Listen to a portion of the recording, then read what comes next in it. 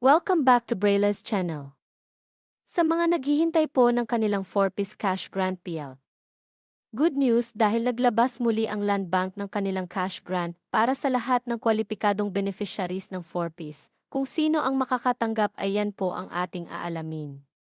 But before po tayo mag-start sa ating topic, kung bago ka pa lang sa aking channel, please do kindly subscribe, like, and share na din Brayla's sa ating channel. mga kaibigan, kaanak o maging sa Brayla's ating mga channel. social media accounts para lagi po Brayla's tayo channel. updated. With no further ado, Subscribe. let's begin na Brayla's po channel. sa ating topic.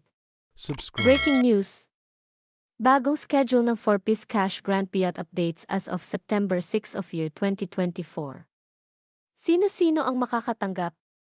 Buong detalye alamin. Alam niyo po ba na naglabas muli ang pamunuan ng Land Bank para sa panibagong payout schedule sa kwalipikadong beneficiary ng 4-piece? Ang payout ng cash grants para sa mga beneficiaries ng Conditional Cash Transfer or CCT program or Pantawid Pamilyang Pilipino program or 4-piece ng DSWD ay nakaschedule ng maipasok sa inyong Land Bank cash card this September 7 of year 2024 via ATM withdrawals sa mga piling Land Bank servicing branches nationwide. Sino nga ba ang makakatanggap? Tanging ang payroll covered ng P3 2024 RCCT1-CBS regular ang makakatanggap ng cash grant mula sa ating national government.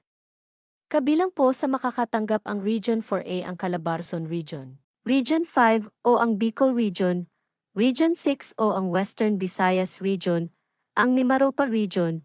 Sila lamang po ang mga lugar na makakatanggap ng cash grant under sa payroll category na nabanggit. Ang inyong cash grant ay maipapasok na sa inyong Land Bank cash card this September 7 sa lahat ng participating Land Bank branches nationwide. That's it. Ito pa lamang ang announcement ng Land Bank para sa 4-piece cash grant payout. Manatili po kayong nakatutok sa aking channel para sa mga latest payout updates at iba pang impormasyon na para po sa inyo. Marami pong salamat and God bless everyone.